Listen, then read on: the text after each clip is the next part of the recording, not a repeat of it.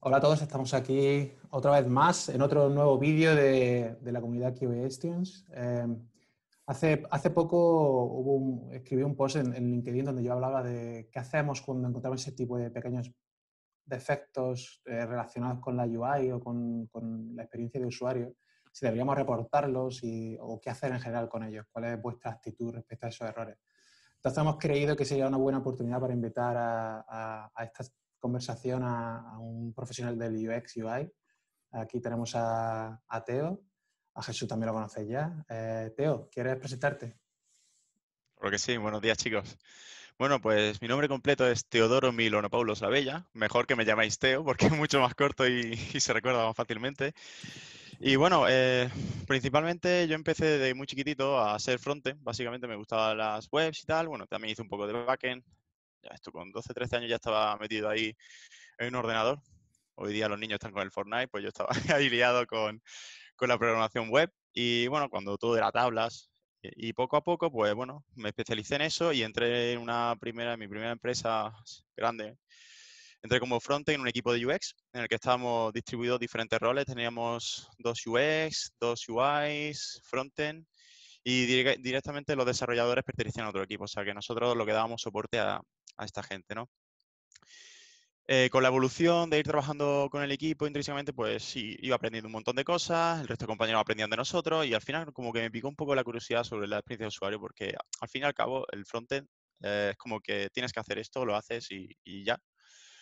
Y la experiencia de usuario es como más, ¿no? Investigación, qué ocurre por ahí, cómo podemos solucionar cosas. Nada, me picó, me empecé a tirar por esa tendencia, me especialicé también en diseño de animaciones e interacciones.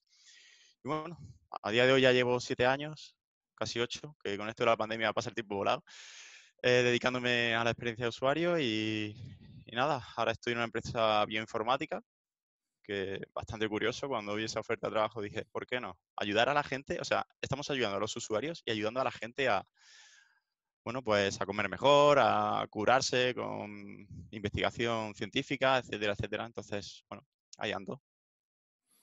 Muy bien. Pues muchas gracias, Teo, por estar con nosotros. Con respecto al tema que comentaba Ismael sobre, bueno, sobre pequeños fallitos que podemos percibir nosotros, ¿no? Porque al final nosotros también somos los primeros usuarios de nuestras aplicaciones, al final. Entonces, claro, cómo podemos autoconsiderarnos usuarios lo suficientemente trascendentes como para poder decir que lo que a nosotros nos chirría es un bug? O cómo desde el punto de vista de UX se puede considerar algo que desde el punto de diseño es adecuado para el usuario final o no. Bueno, a ver. Esto es muy amplio, la verdad. Si estamos hablando de un bug técnico, es decir, de algo que se ha planificado con el equipo para desarrollar y después en producción ves que no era tal cual como se había planificado, pues habría que entender primero las consecuencias de por qué ha salido así, porque puede ser que no sea un bug como tal, sino una decisión que se haya tomado y no todo el mundo era consciente de ello. Puede ser un bug provocado a propósito por tiempos de desarrollo, fechas de release y todas esas cosas que al final aceptamos como un MVP, ¿no? A ver, esto es un poco delicado, pero es verdad que cuando intentamos desarrollar una solución para los usuarios, lo ideal sería abarcar una solución durante lo que es el desarrollo de investigación y diseño lo más amplio posible y en base a eso definir, vale, esto sería lo ideal para sacar, para abarcar todo lo que debe utilizar el usuario, pero vamos a realizar un MVP. ¿Vale? De todo eso vamos a definir un MVP y unos incrementos. Haciendo un MVP y definiendo esos futuros incrementos, vamos a evitar posibles bugs de que podamos ver o que nos chirríen en la interfaz o nuestra solución.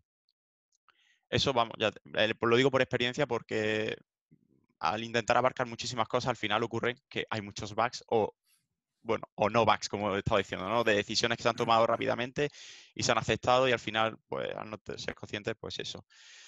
Eh, Basándonos en esto, por ser precavido y por no entrar en la crítica, ¿no? De, ¿por qué está esto, tal? Es entender qué ha ocurrido, ¿no? Hacer una pequeña investigación de por qué está esto, si ha sido un error en una variable, porque posiblemente, bueno, por ejemplo, a nivel de frontend, si estamos hablando de colores y tal, se te cambia un carácter de un valor hexadecimal de una variable de color y ya está.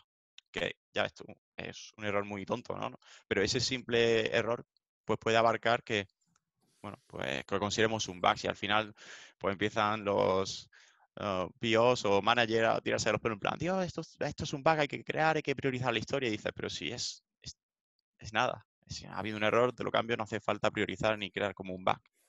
Pero ahí eso es muy interesante porque cuando, vale, hay un error en una hexadecimal y por tanto un color pasa de ser verde a ser azul, pongamos, ¿vale? Eso es algo que se puede medir, es algo objetivo, ¿vale? Entonces yo entiendo que eso entrará dentro de unos criterios de aceptación que a su vez, digamos, han sido configurados después de haber hecho su correspondiente estudio de usabilidad, su estudio del mercado, habremos aplicado pues lo que sea, digamos, los colores, diseños, patrones estándar dentro de nuestra compañía, ¿no? A la hora de diseñar esa aplicación, ese diseño.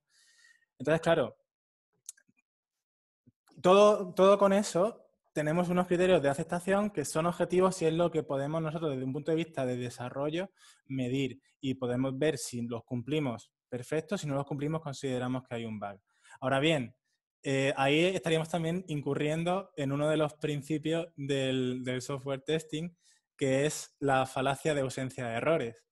Es decir, que no porque no hayamos encontrado bugs significa que nuestra aplicación va a ser aceptable para el usuario final. Aunque nosotros hayamos hecho nuestro estudio, nuestro research de usabilidad, incluso hayamos contactado con un número más o menos significativo de usuarios finales, nunca podemos estar de todo a salvo de que esa decisión para ese diseño va a gustar. Por eso también se hacen los A/B testing, por ejemplo, ¿no? Para ver Correcto. cómo se...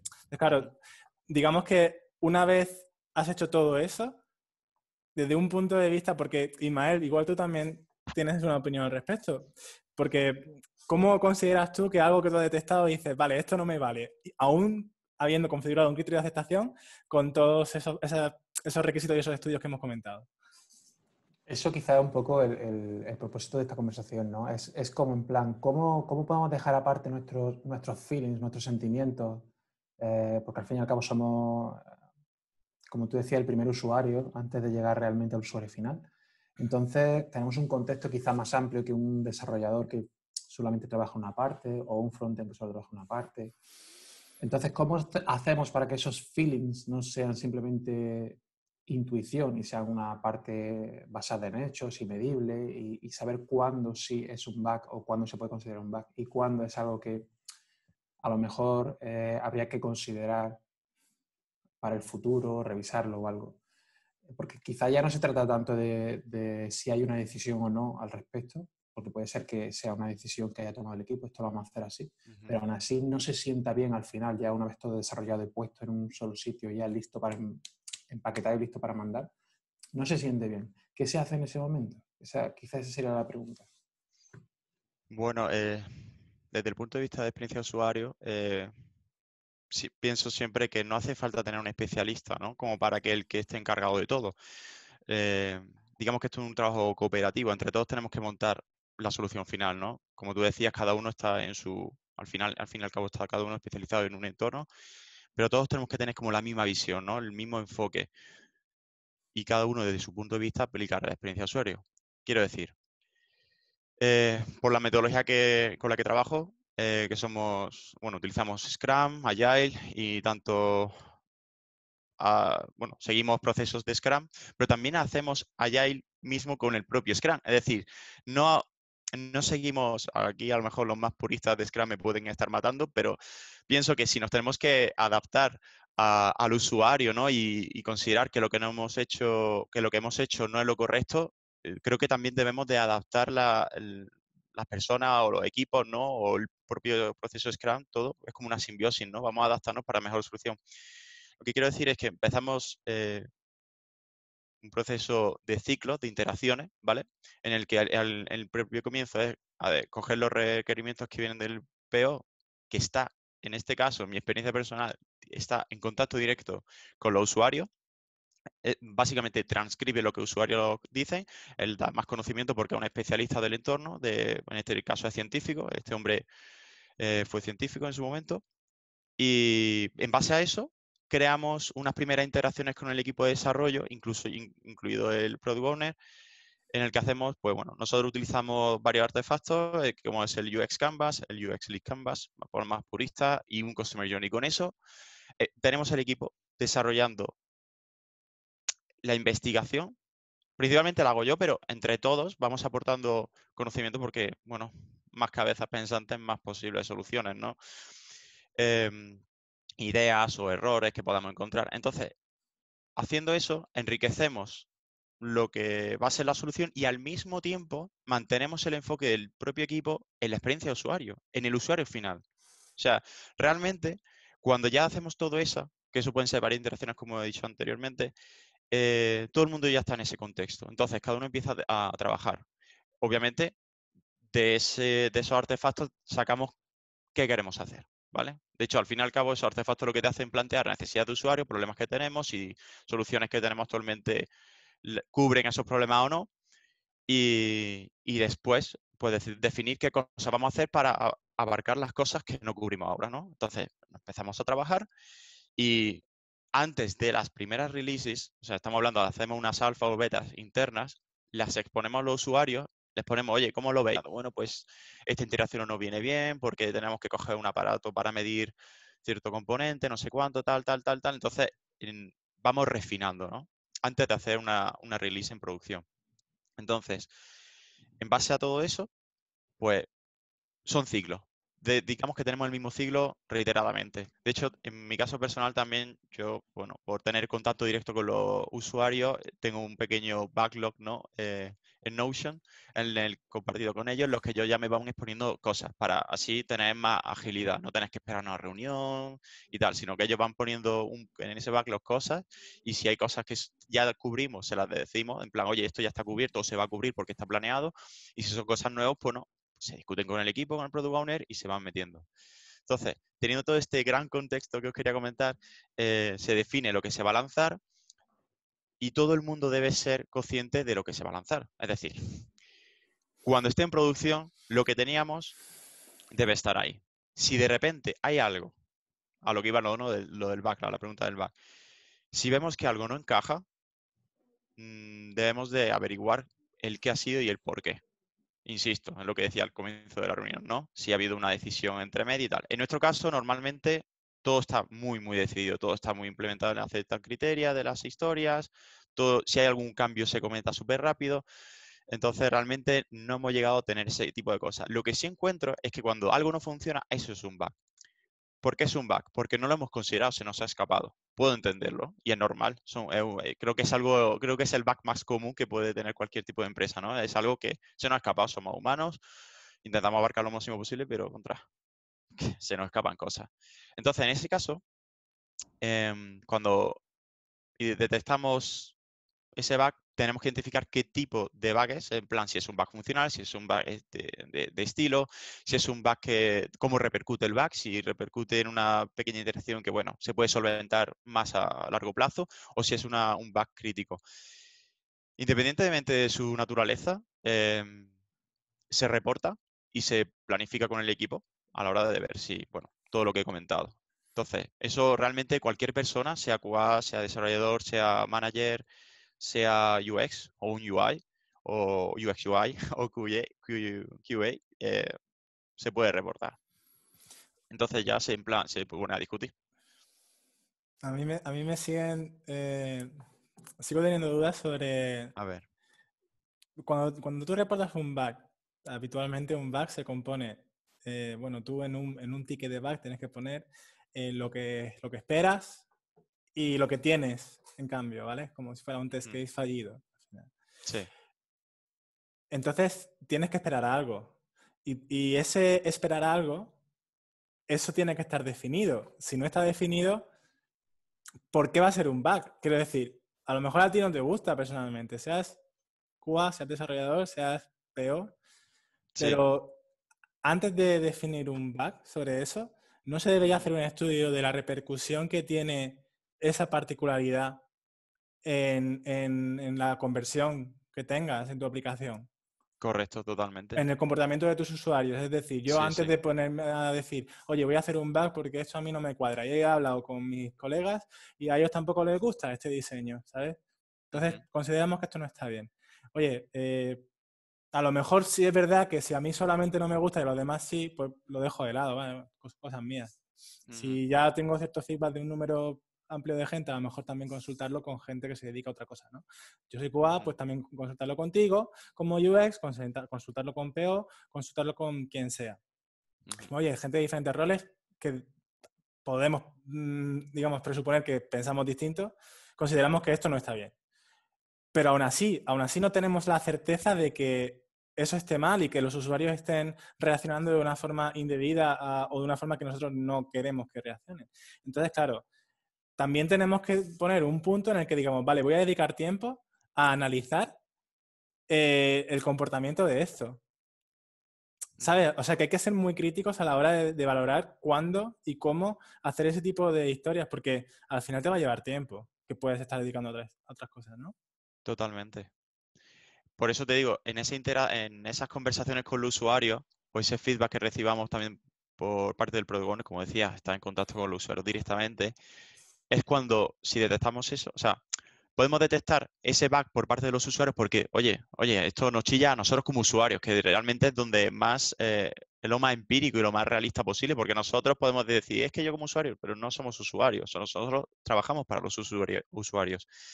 Que me quedo sin aire. Entonces, el tema es que esto no va por gustos.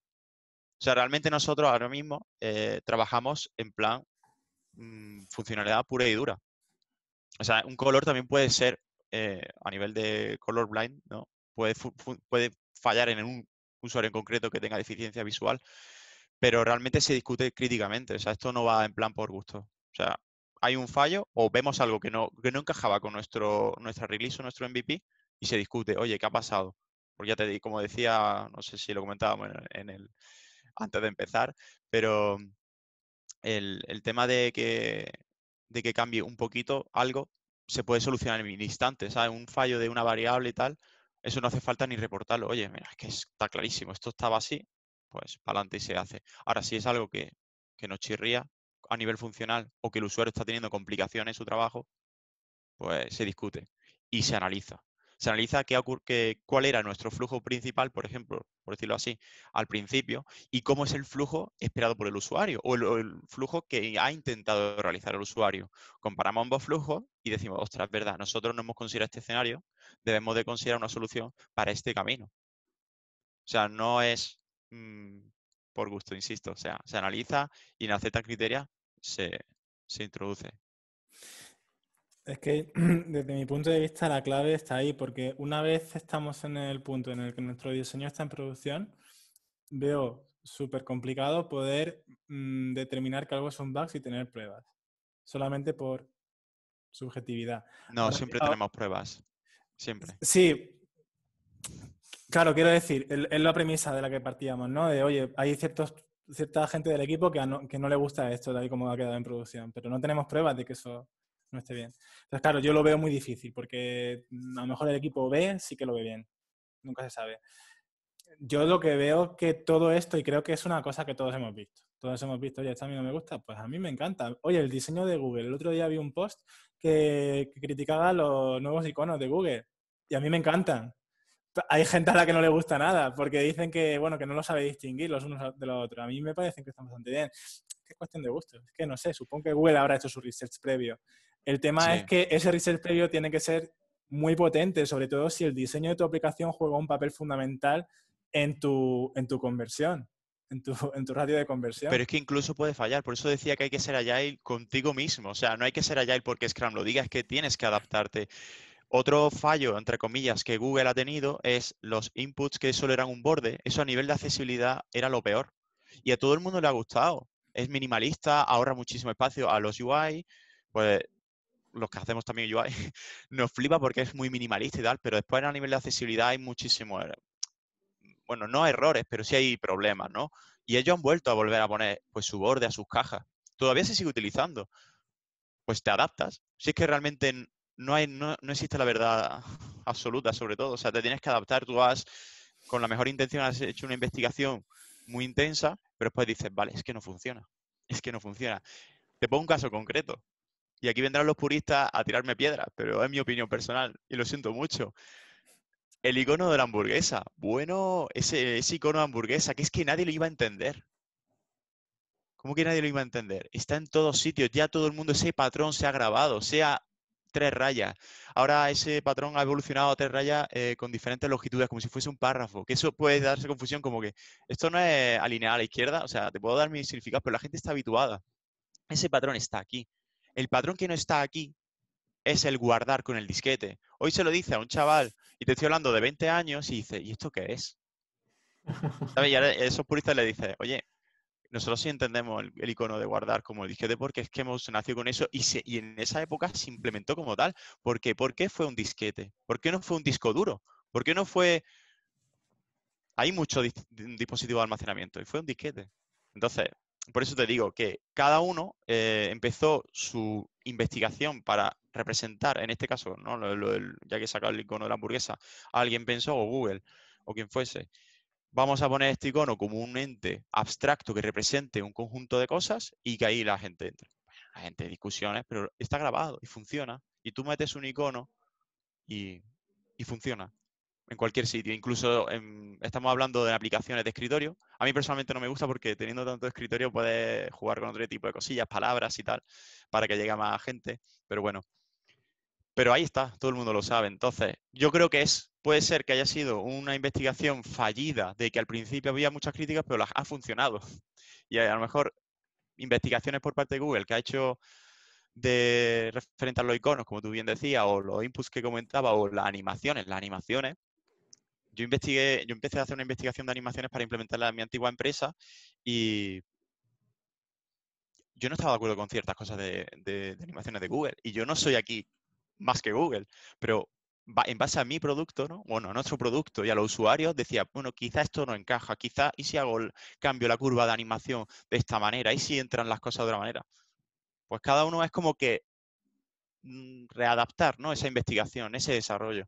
Entonces yo creo que llevándolo de vuelta a los bugs, entiendo que si en un principio tú habías investigado y habías pensado que esta solución era la idónea, pero después te das cuenta que no, no es que hayas fallado, simplemente no ha encajado. Entonces, investigas, tienes en cuenta lo que tenías antes, lo que tienes ahora, lo comparas y empiezas a trabajar.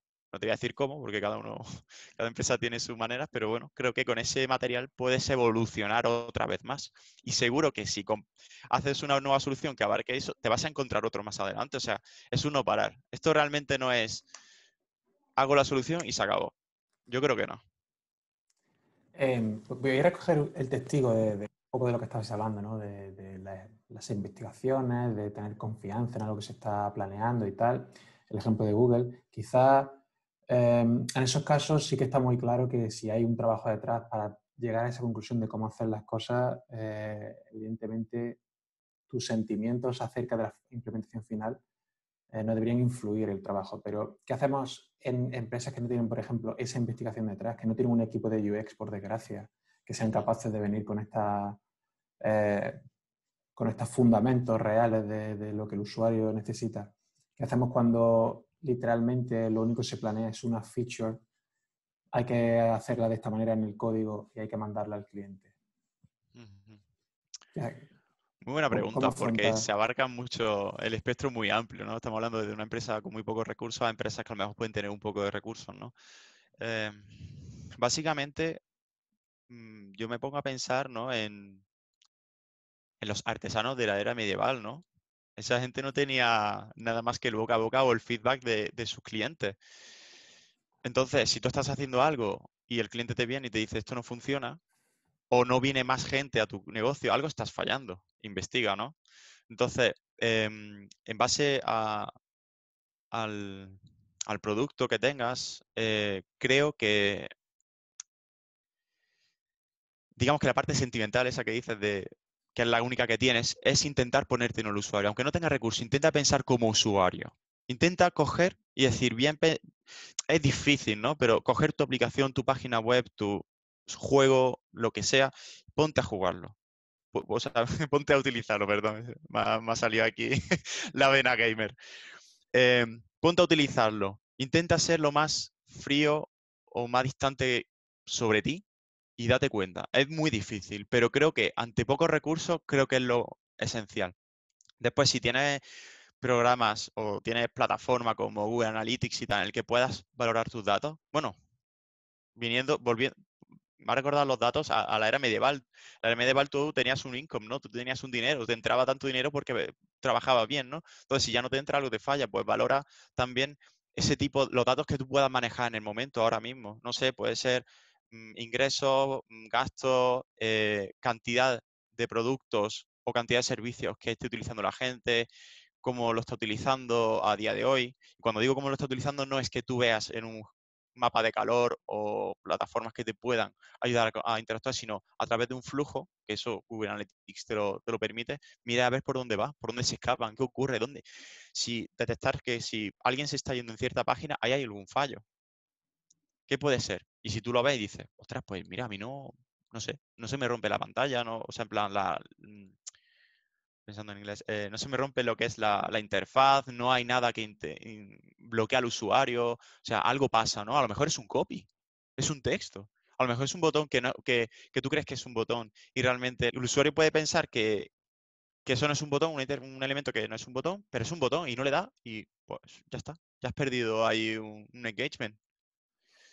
Hay que tener en cuenta ese tipo de valor. Entonces, creo que visualmente tratando tu producto puedes llegar a cabo. Es muy difícil ponerte o sea, alejarte de tu personalidad, porque al fin y al cabo estás dando tu opinión subjetiva.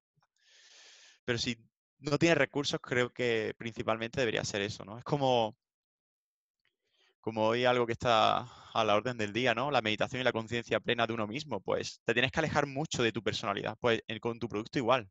O sea, no consideres que tú eres el usuario, aléjate de ti y actúa lo más frío que es. A veces descubres muchas cosas, incluso investigando no la descubres hasta que dices, contra, debería haberme alejado un poquito. No sé, es mi opinión personal ante una empresa que no tenga tantos recursos, pero no sé si son buenos los tiros. Seguro que sí, seguro que sí. Pues no sé, Jesús, ¿tienes alguna última preguntilla? No, Podemos dejarlo aquí. me quedo con esa reflexión final, ¿no? De en un mundo no ideal en el que no tengamos esos mecanismos de prevención y de mecanismos de análisis de usabilidad, al final lo más que podemos hacer cuando contamos con condiciones así más precarias sería intentar abstraerse mucho de de nuestro producto e intentar ponernos en la piel de alguien que realmente lo vaya a utilizar. Eso también, al final, todos los que hemos hecho testing alguna vez también hemos tenido que hacerlo. Así que sí, al final la abstracción y la independencia con respecto al desarrollo, perdón, creo que es bastante clave a la hora de prevenir errores. Desde luego, desde luego. Pues yo creo que hasta aquí, ¿no? El tema de hoy. Hemos abierto un nuevo melón. Esperamos vuestros comentarios, vuestras preguntas. Haremos una segunda iteración de este vídeo con Teo, si tiene a bien volver a acudir a nosotros. E intentaremos resolver todas aquellas dudas que nos expongáis. Así que, sin más, hasta luego por mi parte. Si queréis despedir vosotros también, chicos. Pues nada, muchas gracias y hasta el próximo vídeo. Por mi parte, muchas gracias por la invitación y nada, un placer haber intervenido y no sé si haber resuelto dudas o animar a la gente Seguro a que sí. considerar ciertas cosas, pero si hace falta alguna nueva interacción con vosotros, encantado de volver. Muchas gracias, Serás chicos. bienvenido. Genial. Hasta Pues luego. hasta luego. Chao.